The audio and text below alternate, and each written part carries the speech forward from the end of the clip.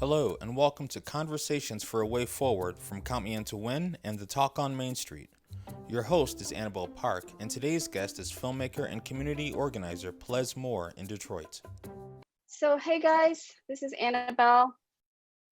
I am live with you guys with my friend Pleze. I'm in DC. Pleze is in Detroit. We've been friends for many years. Many He's years. a fellow filmmaker. And you have a company called Related Filmworks. Yes. In Detroit. And we were talking on the phone today, and like the things that you were saying to me about George Floyd's murder and what's happening right now just resonated with me so deeply that I just wanted to share this. I wanted other people to hear you directly. So I invited you to be live with us. This is my first time trying Zoom, going straight to Facebook. So I don't know how good it is. You guys let me know. So Pleze, you want to kind of introduce yourself? Yeah. My name is Pleze. I'm 61, and yeah, surprising to you, huh? That's how long it's been. Exactly. Right. And I'm a native of Detroit. I also live in Los Angeles. I'm a filmmaker. You and I met through Film Independent, through their procedures program, our project involved, and meeting you was one of the joys of me being in that program. And I thank you for always looking to make a change and be a positive force in the world. So thank you for that. So that's who I am. Thank you. And you've been back in Detroit for how many years now? I've been back in Detroit. I got back in Detroit and set up my production company about 6 years ago. And I still go back and forth between here and LA. I'm subleasing my place there, and still reading scripts, doing script coverage for production companies.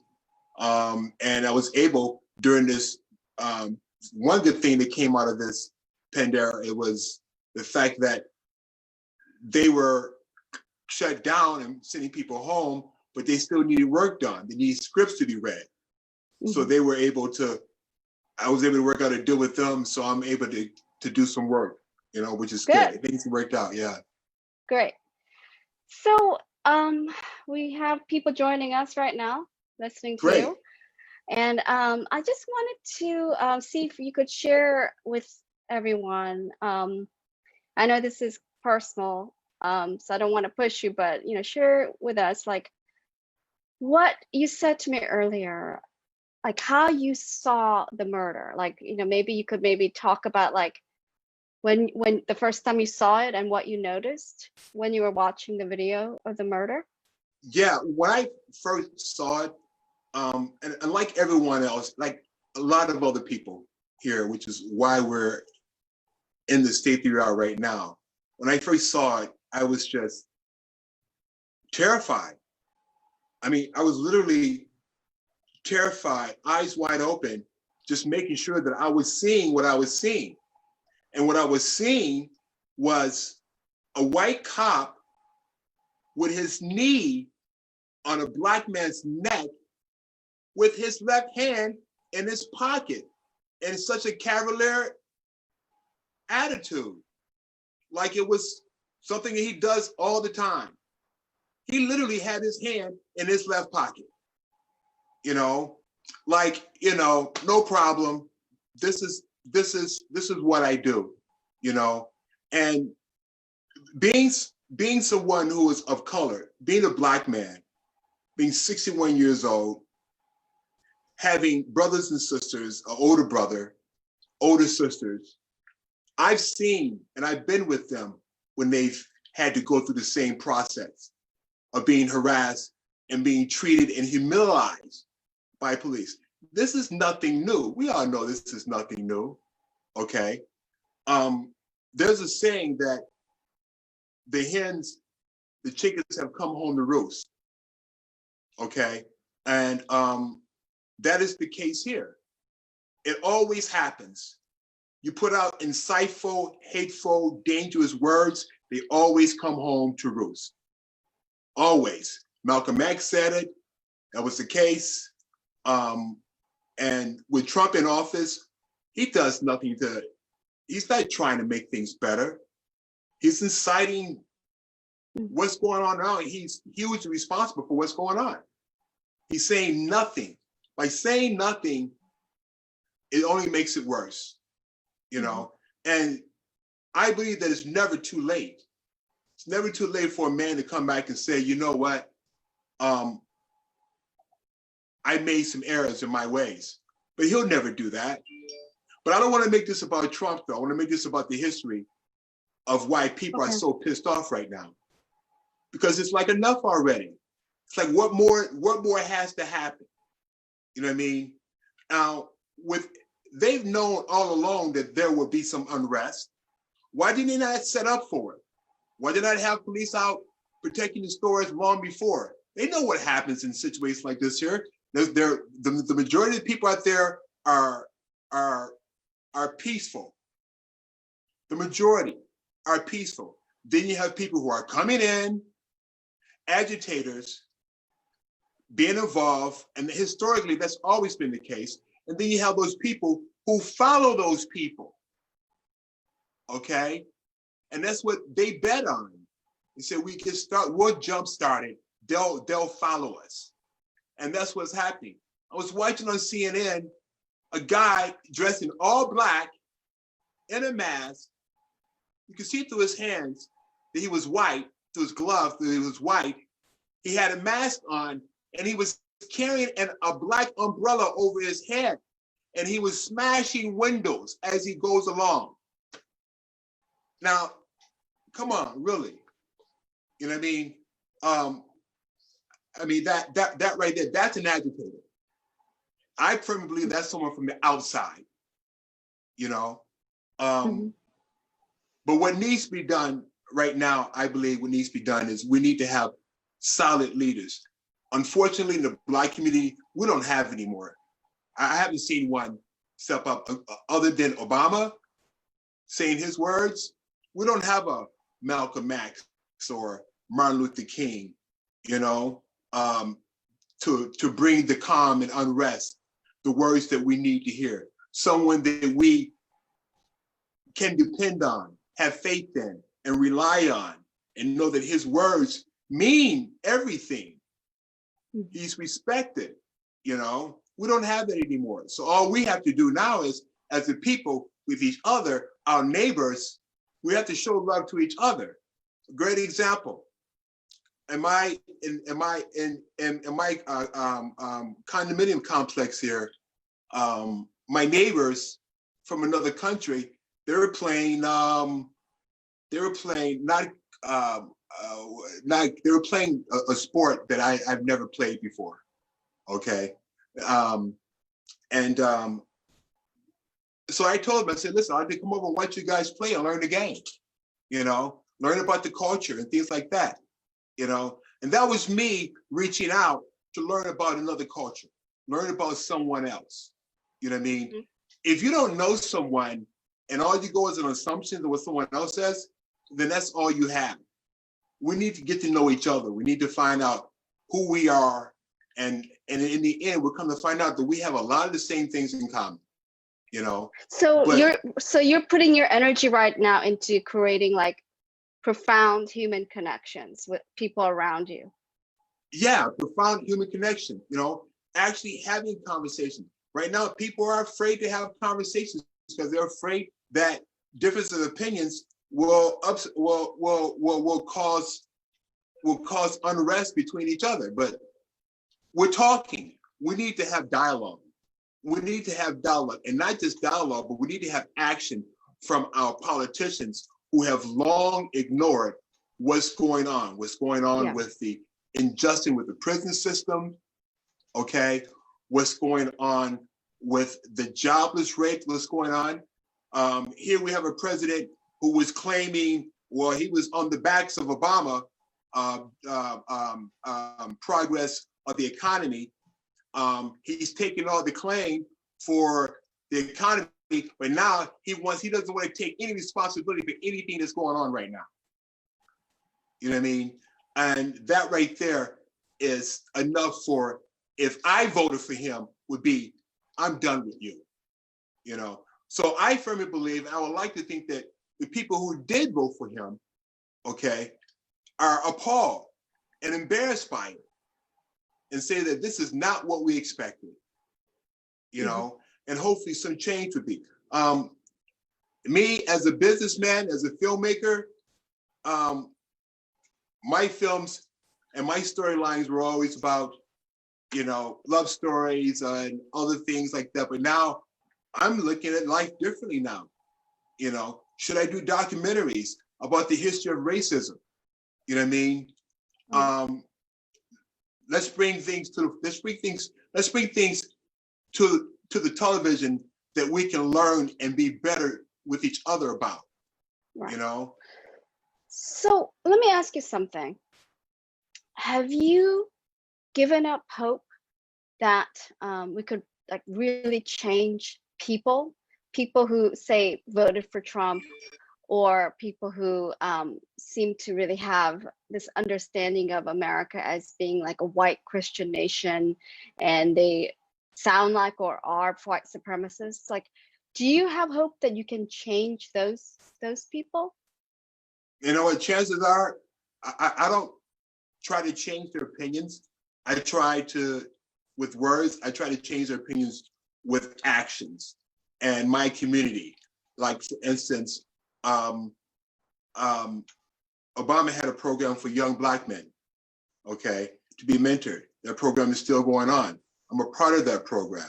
So I go to high schools and I mentor young Black men, okay, so they can be better men when they grow up, okay? When they get out there, they can be better at what's going on. If they hear from me, my experiences are like stories and what they're going through, and I tell them some of the best ways to handle these things and how you can make a difference, they're going to go out in the world, they're going to be different. Go ahead.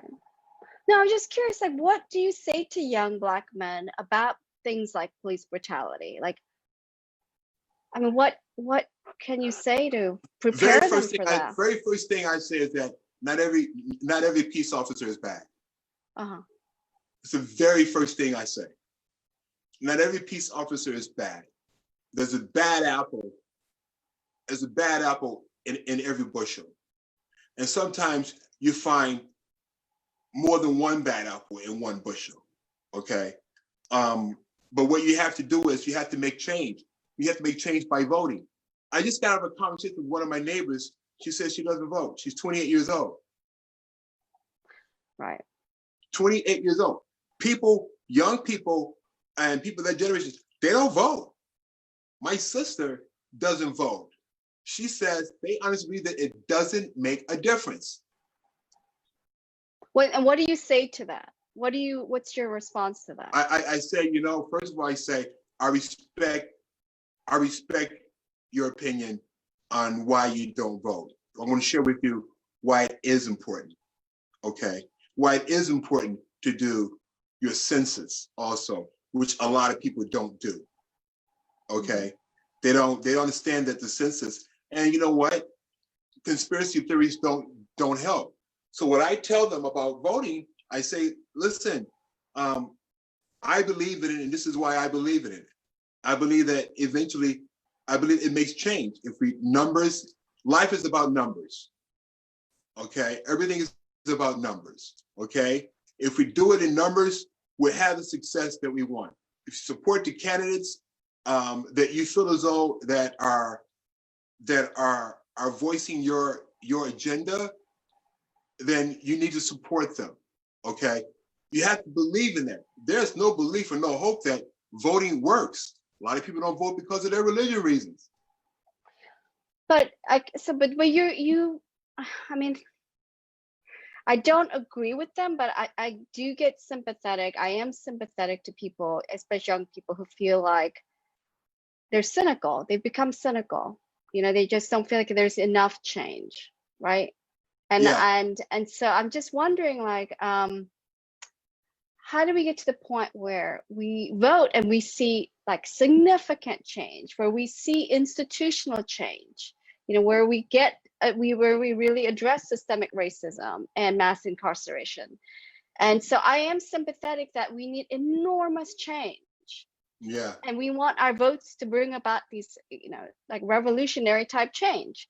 And so, but I'm firmly with you that everyone needs to vote, that we're not going to get anywhere without voting. But yes, unfortunately, I think that we need to demand more. I just think we need to demand more from our politicians. Oh no, we need to demand. We need to demand for them to be honest about what's going on in the world. Mm-hmm. I mean, just be honest about be human for once, and not let it be about how much money is going to be in your pocket and in your personal war chest when you're done. That's what they do. Listen, they should have the same medical insurance that we should have, the same medical insurance that they should have, that they get it. They get it for life. Okay? Why can't we have medical insurance? I went to London for 2 years and I was sick. I got sick with a cold and I was really concerned because I wasn't in the States. And my friend says, you need to go to the doctor. I said, dude, man, I don't, they won't take my insurance. He says, Pleze, you don't have to worry about insurance here. Yeah. Everybody goes to the doctor. Okay. And I went there and I was just like, when they took my intake information, it was no about, it says, oh yeah, we see you're visiting from the US, but thanks for coming. Don't worry, we're gonna take care of you. And that was it. I never saw a bill or anything. Why can't it be like this here? We're supposed to be the greatest nation in the world, but we can't provide health insurance for everyone? I don't get that.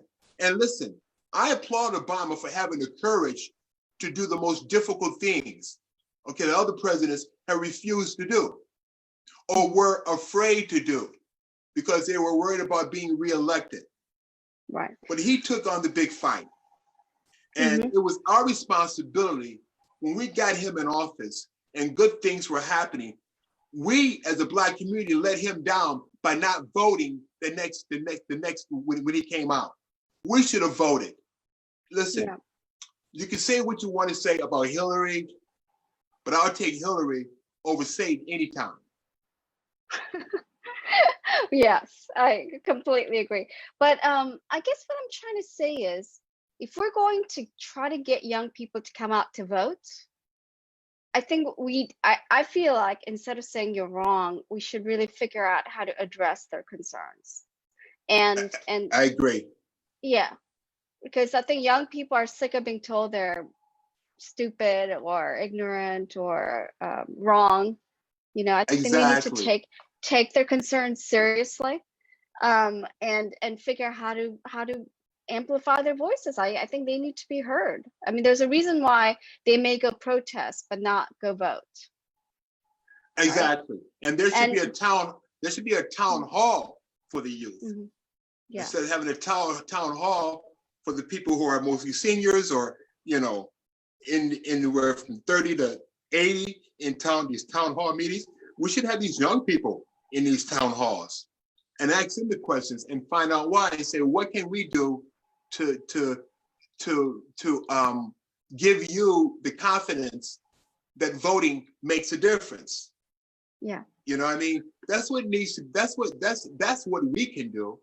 We need to get them in these town halls, CNN or whatever networks when they hold these town halls.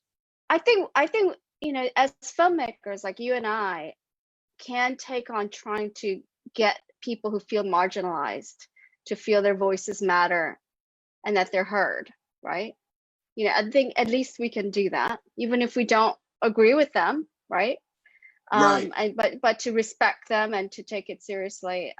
Anyway, so that's one thing I definitely want to do, is figure out how to amplify the voices of people and take their concerns seriously. And and sometimes it's difficult because they're directly challenging your worldview or challenging you or criticizing you. But I think all that is an incredibly important part of our democracy, that we are able to sustain these conversations and not be afraid of disagreements or criticism. Exactly. Yeah. Not exactly. Don't be so sensitive to someone else not agreeing with what you agree with. It's okay. Yeah. I mean, that's the beautiful thing about the world. If everybody agreed on the same thing, this would be a boring place. Yeah, I think what happens is we feel so vulnerable right now. You know, I feel vulnerable. I feel scared. I don't want to see Trump elected. I would do just about anything to make sure he doesn't get elected. So it's hard for me to hear people who say things like, I don't know if I'm going to vote, or I don't like Joe Biden, or it doesn't matter. I mean, like when I hear that, it just shakes me to my foundation. I get scared. But I need to have the courage to like listen to people and figure out like how we can have a democracy that is truly inclusive of people who feel that way. And somehow I think for me, I know that being heard is enormously healing. And I'm hoping that some of these young folks are going to feel like once they're heard, that there's going to be some sense of inclusion and healing. I don't know. What do you think? I think this should be our next step. I think we should get the young people. We should invite young people, young high school leaders, and the ones who are on their way to college and who want to make a difference, who are fed up with the way they see the world, and they're worried that that we're going to screw their world up for them. Yeah. Well, they feel like our generation, like the boomers and the Gen X, and like we did screw up our democracy, we did screw up the planet, and so they're like, why should they listen to us? They feel like we're the problem. And exactly. I can't say I blame them. I mean, these things happened on our watch, right? Exactly.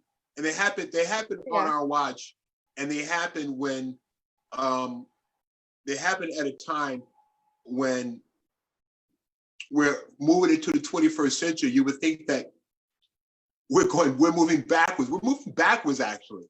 We're not going forward anymore. It's like we're moving backwards. You know what I mean? Yeah. Yeah. You know, we're literally moving. We're literally like in a time machine moving backwards. Yeah. And that's what it feels like. It feels like, I tell you a story. In 1969, I was 10 on my birthday, March 7th. My brother took me to Dairy Queen for my birthday. So we walked to Dairy Queen. And on our way back,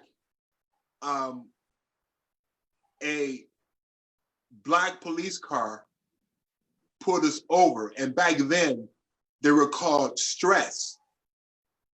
Okay? They were called stress. They drove around in plain clothes, in Black cars. They were always white.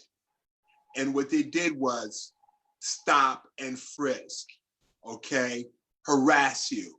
What they did to my brother was humiliate him in front of me, okay? By having him take his pants down. Oh, take your pants down. I want to see if it's true about you Black men. Oh, gosh. Yes. While I'm standing there at 10 years old, okay? All right? Just that humiliation. I felt so bad for my brother. I felt so bad for him. I was so pissed. I was so upset. I was crying. And he says, yeah, now you and your little Black nigger brother go home. I don't want to catch you out here. Go get home. And they actually said things like that. And you know what? It's still happening. You know, that was 69. 1969, and it's still happening. So at some point, people are fed up. People are fed up right now. They're like, enough already. You know what? I'm happy to see the beauty of our all our brothers and sisters of all colors side by side together out there. Okay, because if it wasn't, all right, believe me, a lot of us would be dead. I believe that. So, first, I mean, what can we do to support you and to support people who are who really want to change this? And I don't want to be presumptuous, so right. I feel like I want some guidance on like how we can be supportive, how we can be in solidarity. I don't know, I personally honestly believe in the concept of one man, one woman at a time. Talk with your neighbor. The people who you don't usually say hi to, never say hi to you. Say hi to them. How you doing today? I hope you're healthy. Words of confidence, words of love. You know what I mean? Things like that. You want us to spread love and connect with people. Yeah, listen, I'm a huge fan of Bob Marley, you know what I mean? Of the whole love concept, you know what I mean? I totally believe that love conquers all. I believe that people let their guards down a little bit more when they see that you're not at them. Right. You know what I mean? We need people to relax a little bit more.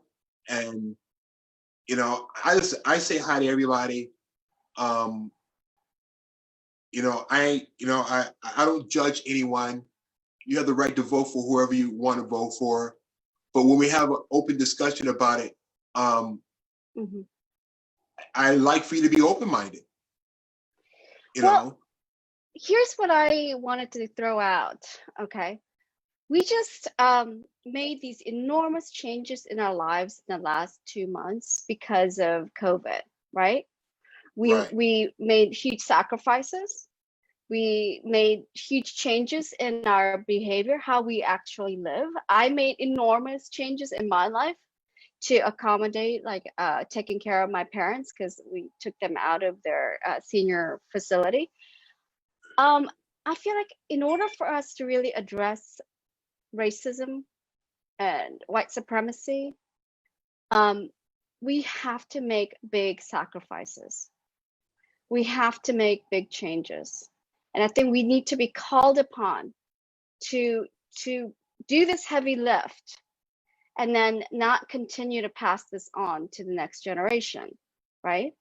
Because the answers are there. I mean, as you know, like, because you're from Detroit, after the Detroit riots, right? Yes. There was a commission, the Chauvin Commission, right, to figure out like what needed to change in our society in order to avoid these riots, in order to avoid the kinds of things that lead to what is happening right now, inequality and humiliation, and also just incredible poverty and deprivation. And one of the things that was suggested is a form of reparation.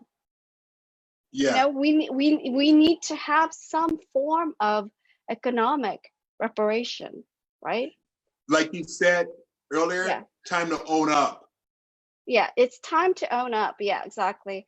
And so, for me, I feel like the solution is that like we need to be very willing to do everything that we can do as a society, as individuals, to like finally confront what happened in our history with slavery and Jim Crow, and all the violence that's been visited on Native Americans, Black Americans, and just deal with these things instead of trying to like advance this whole other false narrative, like revisionism, that and even with like the progressive community, I still see a lot of historic revisionism. Like somehow people believe that all the wrongs of slavery was fixed in the 60s with like the civil rights movement, the civil those things didn't get fixed. I mean, we started to make progress, but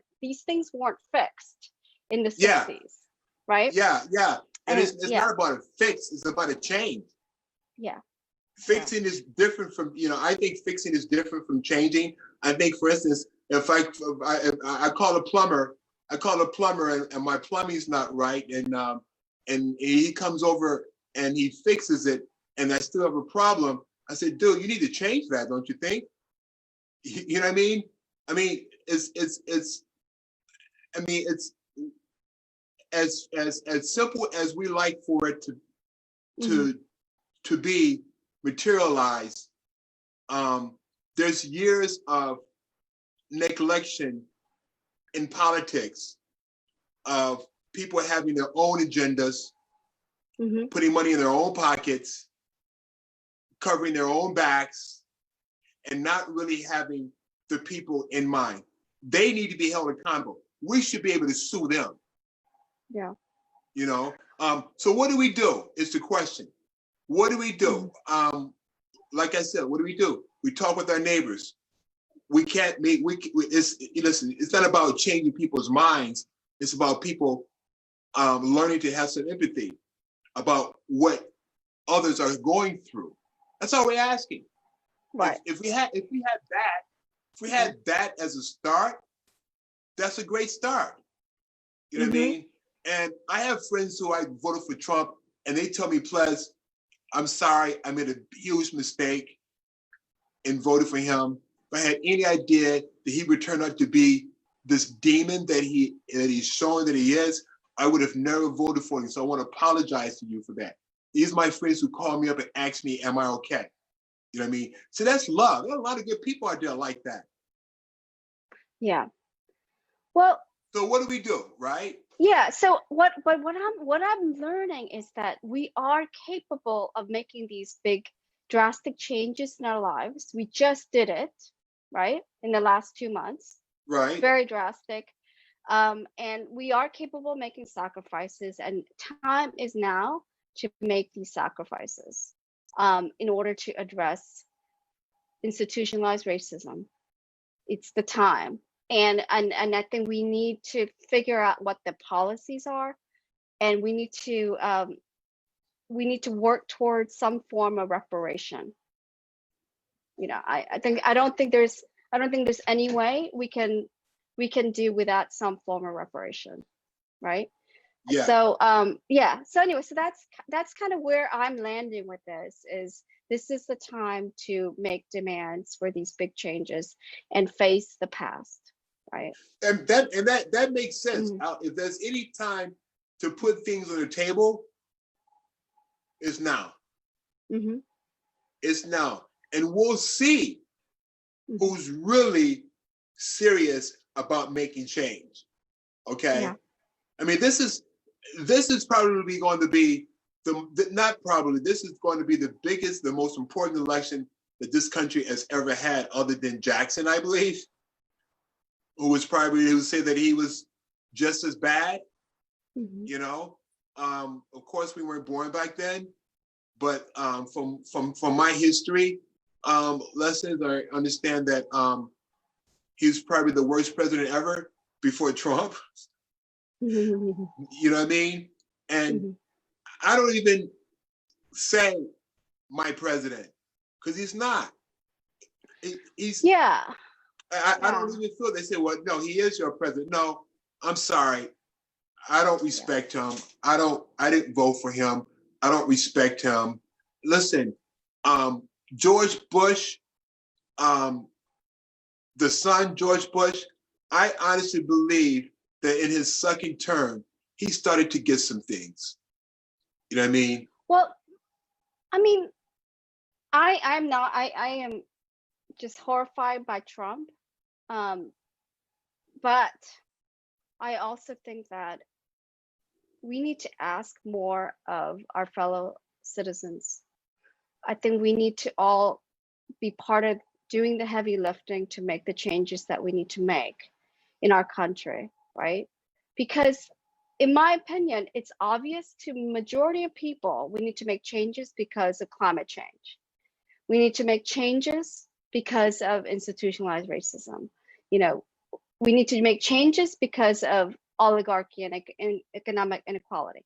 We know we need to make big changes, and we have got to all be part of it. We have to be willing to make sacrifices. And what I mean by sacrifice, because I know I've said it many times tonight, right? But it just means like, take a look at what we just did. We did that partly so that we can survive, but also because it was for the greater good. Because we didn't want our hospitals to collapse, right? Right, exactly. Yeah. So we are capable of thinking past our self-interest and look towards the greater good and do things that are necessary, right? In order to make sure that other people are taken care of and our institutions survive. You know, we needed to keep the hospitals open and keep our healthcare workers alive. And so, I think that this is a time to make those kinds of sacrifices. We got to do it partly because it's a matter of survival, but partly because I think this is the way it was meant for us to live, in a kind of mutual interest, mutual care for each other, and not be so focused on our immediate interests or our immediate gratification, but to live in connection with people and to care for people and to be cared for by people. I think that's the way it was meant to be. Yeah, I totally agree. Like I said, it comes back to having empathy for one another, understanding that what you're going through, I wouldn't want my son or daughter or myself to go through. You know what I mean?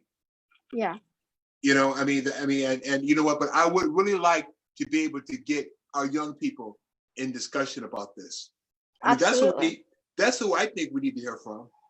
Absolutely. I think we need to hear from the people who are not voting.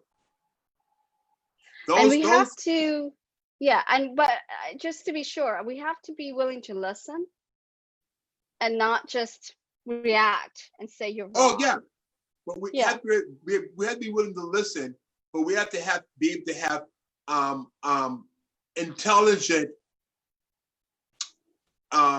responses for them.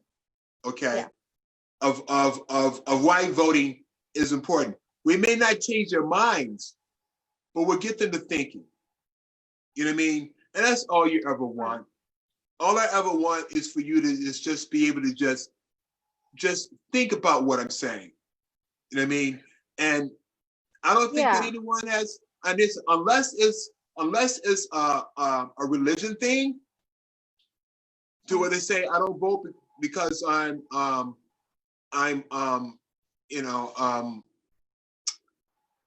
Jehovah's Witness or whatever. A young girl downstairs, 28, myself and my neighbor in next door to me, white woman.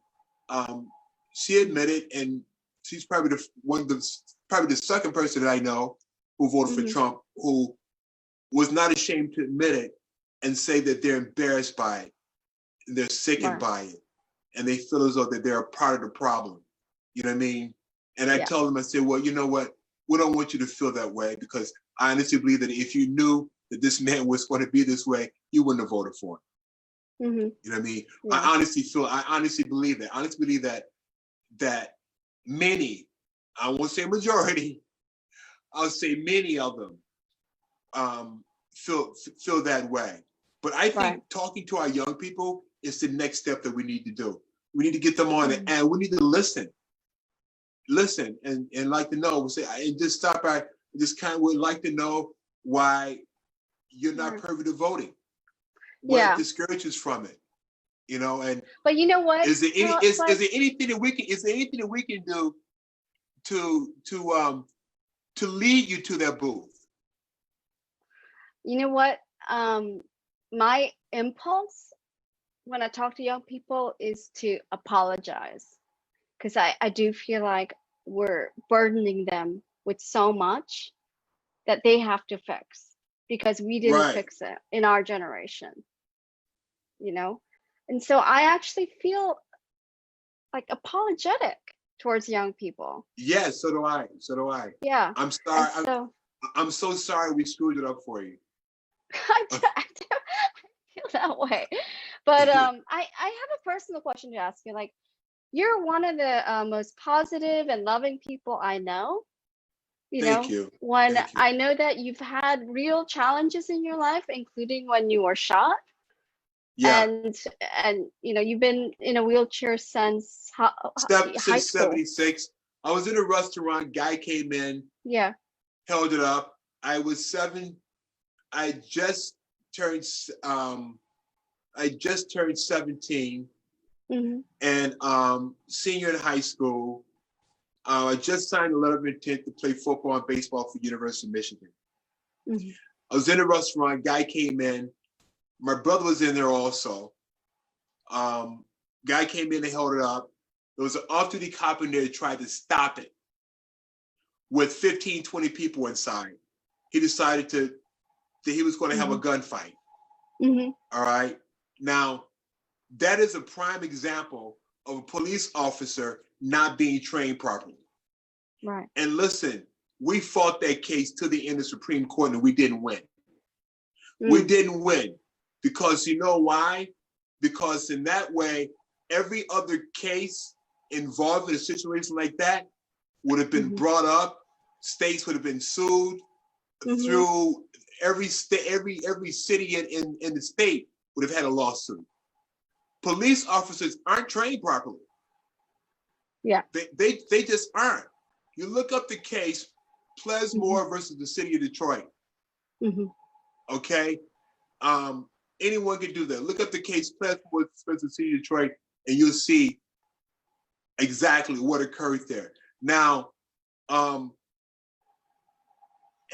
officer's knee wasn't on my neck, but a police officer put 15 people in danger by making the wrong decision. You know, by making the wrong decision, which is like, what's obvious? If you're in the place where someone's holding someone up and you got 15 people in there, what are you going to do? You're going to incite a gunfight inside, or you're going to wait till he leaves to where other people aren't in danger? And that was our fight. The same fight here with the police department. They're so-called struggling with the whole sense of charging them or not charging them. 4 officers held that man down. They're all responsible. Yeah. You know, they're all responsible. And you know what? They're not trained properly. Absolutely. Yeah. Absolutely. And that's what I went through. And because of it, my football and baseball career was not, but the great thing that came out of that, Bo Schembechler came to my hospital room and said, Mr. Moore, you're still a Michigan man. We're going to honor your scholarship. We're looking forward to you coming to our school. So I was allotted a great education. I've been blessed throughout, but I'm gonna have to tell you something. In all my 40 years of being in this chair, today was the first day that I woke up and I was in tears when I turned my iPad on and I saw still what was going on. You know what I mean? I was in tears by the fact that I feel as though that God, maybe if I was walking, I can make a difference, or, you know what I mean? And I feel like there's only so much that I can do, you know what I mean? And like, you know, why didn't you have me ready for this time? You know what I mean? And I've never said those things ever in my life. But the day I was literally in tears. I was literally hurting for the fact that I felt like I can't do enough. You know, I'm limited, you know what I mean?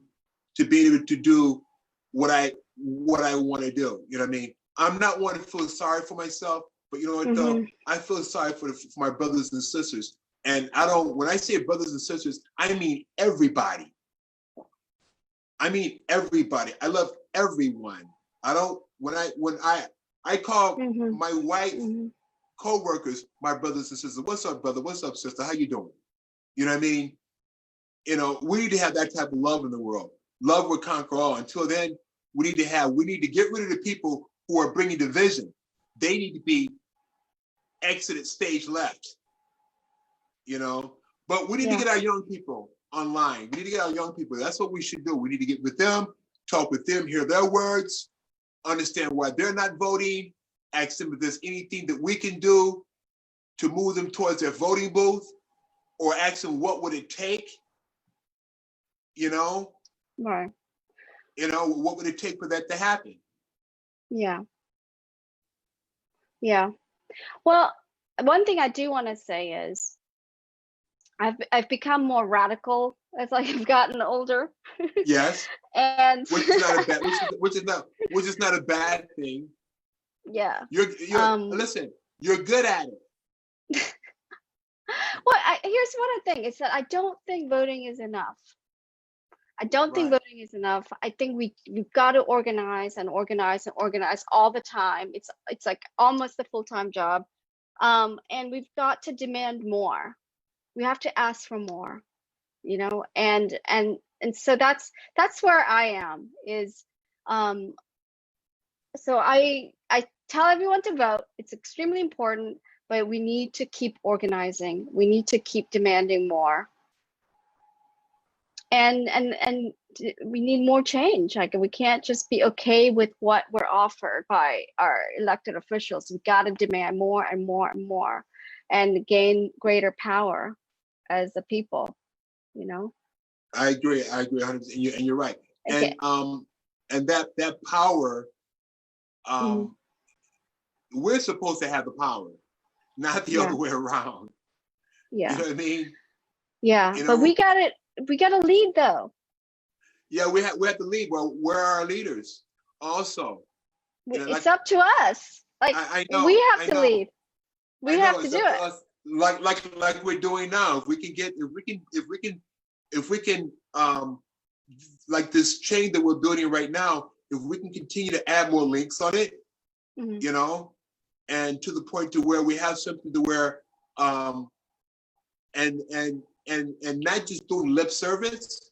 We don't want to hear the same things that we hear all the time, or we're sorry that this is happening, and another school shooting.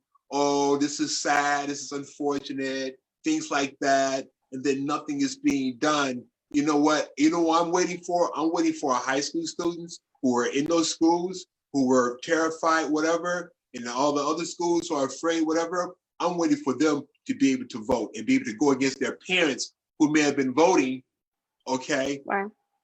In a way that hasn't been helpful, but more harmful to them. Yeah. Yeah, absolutely. So what do we do? What do we do? Let's organize a call. Yeah, why don't you invite a couple of young people I will. And then I'm gonna invite a couple of young people I know, and let's start talking. Let's start talking. I'm gonna invite someone who doesn't vote. Yeah. And or maybe I'll invite two people who doesn't vote, or whoever. Yeah. You know what I mean? Yeah. Exactly. And just hear their thoughts on it. We need to get a better understanding of why that's happening. Absolutely. So we can we can address it for them. We can address it and say that this is what needs to be done. You know what I mean? Yeah. Or how will you be assured? Mm-hmm. What would motivate you to vote? Yeah. What would it take? What would it take for you to get out and vote? Yes. Yeah. That should be the synopsis of it all. Yeah. Yeah. But I think we also need to be able to hear that we haven't been serious enough about creating change. We didn't do enough. And I want to do more. I want to do more. I want to acknowledge that, and I want to do more. Exactly. And I don't know, if we start here, we can get other people that we know to jumpstart the other thing, to jumpstart the same concept in other cities. Mm-hmm. Like we can make sure that it's at the same time, and we have point people who are opening up conversations like myself and you, who are hosting, okay, these talks that we're having like right now. If we can do that and have like, even if we start small, just a couple of us in each city and 3 or 4 cities at a time, and it picks up and it picks up, that's how things grow in a grassroots way. I think it can be done. Let's do it. Let's do it. All right. And again, okay. I want to thank you for all you do. I'm proud of you. You are my sister through and through. I love you. What you do works, makes a difference, you know. And every time I share you with my friends, I say, that's my girl. We go back. This is what she's doing, whatever. And they're checking you out. So please know that your work is not being done in vain. Oh, thank you. I want to show you my dog. Can you see? Oh, you got a new pup. Yeah. His name's I remember. What was the other pup's name? Pongo. Yes. Yes. Yeah. Oh my God, I love that dog. It's so sweet. Yes. You know what? That is so awesome. You're a dog lover through and through. That's for sure. Yeah, I am. Okay, well, it was great catching up and it was great catching up. Okay, well, yeah. So let's set up. We'll discuss what we're going to do. Okay. Okay, we have a project together now. We have a project together now, and we'll when you want to talk Monday if we can, or Tuesday, or when's a good time for you? Anytime. All right. Well, I'll talk with you very, very soon. Okay. All right. Thank Bye. you. Love you. Bye. Thanks, everyone. Love you. I hope what you were listening to was helpful and gave you something to think about. Okay. Yeah. Thanks, everybody. I didn't get a chance to read the comments because I was so involved in the conversation, but thank you all for listening. And we're going to keep talking. We're going to keep talking. We're going to just figure out how to make this a very inclusive conversation and really push for change together, you know. Outstanding. And with love. With love, exactly. With love. maybe play a little Bar Marley in the back on real low, you know. Okay. All right now. Bye. Have a good night. And take care, Belle. Bye-bye. Love you, honey. Bye. Love you too. Bye. You've been listening to Conversations for a Way Forward from Count Me In to Win and the Talk on Main Street. To learn more, find us on Facebook at Talk on Main Street.